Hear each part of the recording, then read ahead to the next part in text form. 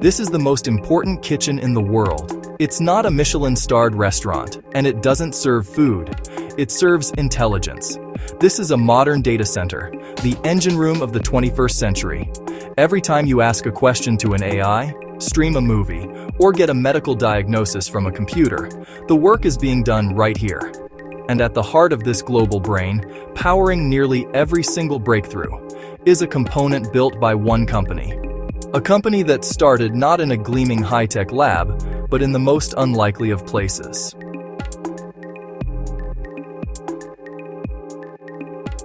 A Denny's. Specifically, a Denny's in San Jose, California, in 1993. The air thick with the smell of coffee and cheap syrup. This particular booth became the company's first office because it had two crucial features: unlimited coffee refills, and it was always open. In that booth sat three engineers, Chris Malachowski, Curtis Preem, and a man named Jensen Huang. They weren't there for the Grand Slam breakfast. They were there because they were all about to be out of a job, and they had an idea that their bosses, their colleagues, and pretty much the entire industry thought was a dead end, a niche, a toy. Their idea was to build a new kind of computer chip, one dedicated solely to creating realistic 3D graphics for video games. In a world dominated by spreadsheets and word processors, it seemed like a frivolous, almost foolish pursuit.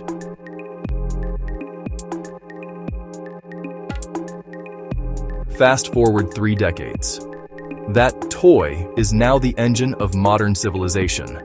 And that man, Jensen Huang, who once worked as a dishwasher at a diner just like the one where he founded his company, is now arguably the most important and powerful CEO in the world.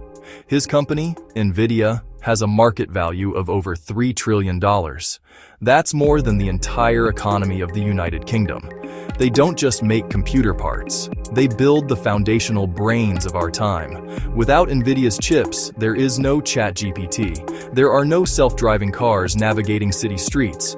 There are no AI models discovering new drugs to fight disease.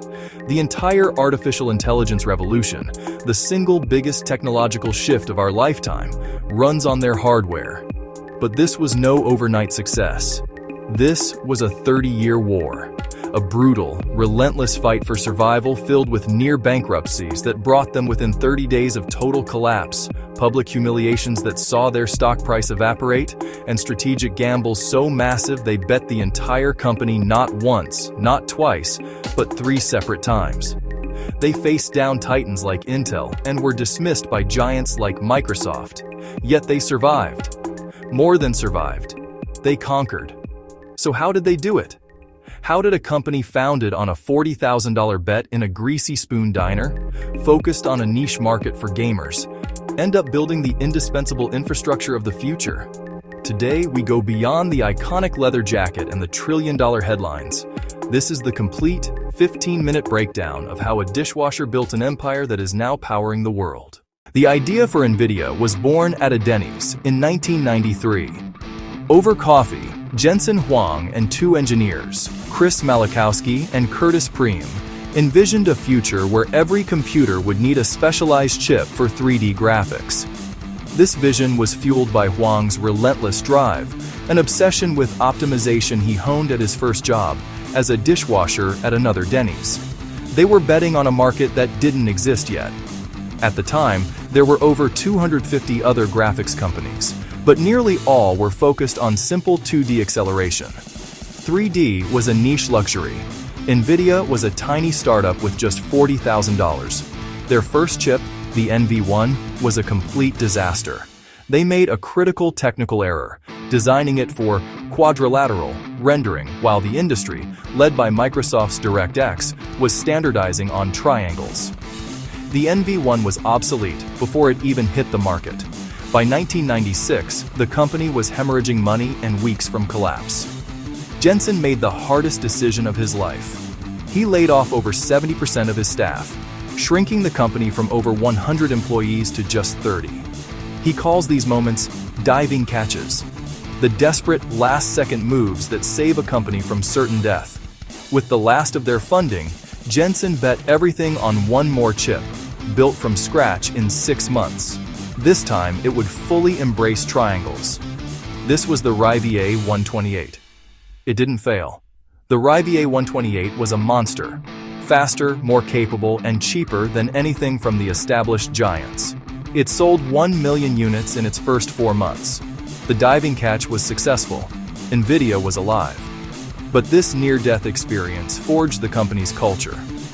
Jensen would later say that NVIDIA has been operating just 30 days from going out of business ever since. By the late 1990s, the world of computing was hitting a wall. The CPU, the central processing unit, was the undisputed brain of the computer. For decades, Moore's Law had reliably delivered faster and faster CPUs from companies like Intel. They were masters of serial processing, executing one complex instruction after another with incredible speed. But a new demand was pushing this architecture to its limits: 3D graphics. Games like Quake and Unreal were creating immersive worlds that required millions of calculations every second just to draw a single frame. The CPU, designed for general-purpose tasks, was starting to choke. Then, in 1999, NVIDIA and Jensen Huang made a revolutionary move. They didn't just release another graphics card, they defined an entirely new category of processor. With the launch of the GeForce 256, they coined the term GPU, the Graphics Processing Unit. Jensen's core insight was that graphics weren't a serial problem. They were a parallel one. To render a scene, a computer doesn't need to do one hard thing. It needs to do millions of simple things simultaneously, like calculating the color, light, and position for every single pixel on the screen. He realized this required a completely different kind of math, and a completely different kind of chip. The difference between a CPU and a GPU is fundamental. A CPU is like a brilliant professor, a specialist capable of solving incredibly complex, sequential problems one at a time. It's perfect for running your operating system or a piece of software with intricate logic. A GPU, on the other hand, is like an entire university lecture hall filled with thousands of students. You wouldn't ask them to derive a grand unified theory, but you ask each student to solve one simple math problem. And together, they could solve thousands of those problems in the exact same amount of time the professor takes to solve one. This massive parallelism was the perfect architecture for graphics. The impact was immediate and explosive. The GeForce 256 and its successors crushed the competition, including the once dominant 3DFX Interactive. Suddenly, games could have smoother frame rates, more realistic lighting, and vastly more complex character models and environments. NVIDIA became the undisputed king of the burgeoning PC gaming market, a multi-billion-dollar industry. By the mid-2000s, Jensen was a wealthy CEO, and NVIDIA was a Wall Street darling. For most founders, this would have been the victory lap. The mission was accomplished. But Jensen wasn't looking at his stock price. He was looking at the architecture his team had built and saw something no one else did. He saw what he would later call a $0 billion market. He realized the power of parallel processing wasn't limited to rendering the skin on a video game character or an explosion in a virtual world. The same math that could render a fantasy landscape could also simulate protein folding, model financial markets, or predict weather patterns. He saw that the GPU wasn't just for rendering games, it was a tool for rendering reality itself. It was a key that could unlock the universe. In 2006, Jensen announced CUDA. It was a software layer that allowed scientists to use NVIDIA's gaming chips for massive calculations like drug discovery and weather patterns. Wall Street hated it. Investors asked, "Why are you spending billions on software for scientists when you sell chips to gamers?" For nearly 10 years, NVIDIA's stock price went nowhere. Jensen spent over $10 billion on CUDA, while the market called him a failure. This is where the $15,000 a month lesson is. Jensen bets on the future before it's obvious. He knew that if the hardware was there, the software would follow. He was just waiting for the world to catch up. In 2012, a group of researchers used 2 NVIDIA gaming cards to win a major AI competition, ImageNet. They realized that NVIDIA chips were 10x faster at learning than anything else. Suddenly, Jensen didn't have to sell to scientists anymore.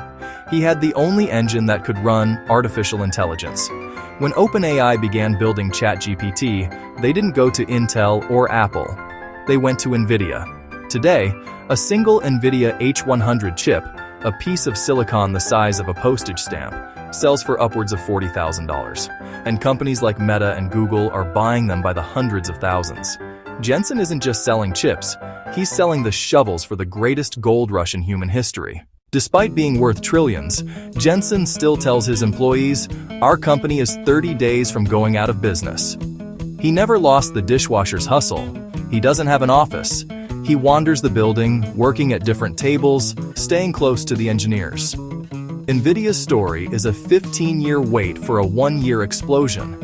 It teaches us that the biggest empires aren't built on what's popular now, but on what's inevitable tomorrow. Jensen Huang started at a Denny's booth, and now he's the architect of the future. The question is, who is sitting in a Denny's booth right now, building the company that will replace NVIDIA?